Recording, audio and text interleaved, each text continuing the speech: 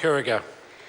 Mr Speaker, in the words of Minister Anne Tolley this afternoon, this is a government that really cares. And as you've heard from other speakers, National is the party that's investing another $790 million over the next 4 years, money that's going to go into families on benefits, low income, and help those children. And a $25 weekly increase in benefits for family is going to be immensely helpful.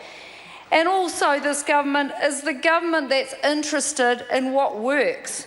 And so to help us make the right decisions and investments for taxpayers' money in the future, we're actually using data to get a better understanding of people who use our services and have the need for that support. And just for an example, right now, if you take the most vulnerable 1% of all 5-year-olds, that's around 600 children in any 1 year. And we know who these kids are, and actually help them get onto a wonderful track as 5-year-olds. We will actually, at the moment, the trajectory says that 3/4 of those children will not get NCEA without help. It also says 40% would be on a benefit for 2 years by the time they're 21 years old. And probably likely 1/4 of those children would be in prison by the age of 35. And so we know that actually taking these children now, investing in them and changing services in order to intervene will actually help these people lead for more fulfilling lives.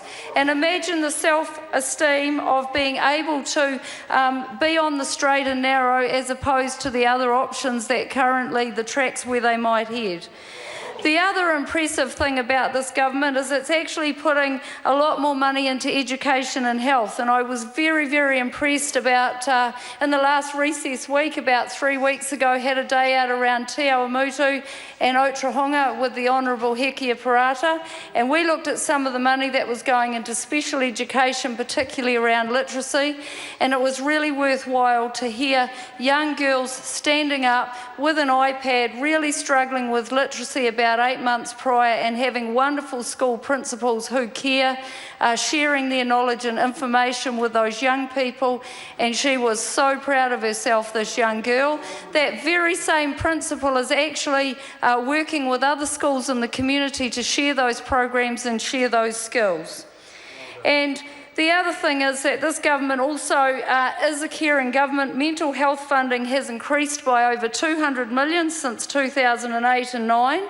And today was a classic example. I've just been out for a couple of hours at a function at lunchtime where a program was released called Farm Strong. And it's there to help connect rural communities and help wellbeing and help farmers get through this stage in their life where actually the payout isn't brilliant. It will come right. We all know it will come right. We just don't know when it will come right. And there's going to be a lot of farming families out there who are going to be struggling for the next meantime until it does come right. And how does the Green Party care about that? They stand up in the House this afternoon and they talk about carbon taxes, more targets on farmers who have already got enough on their plate.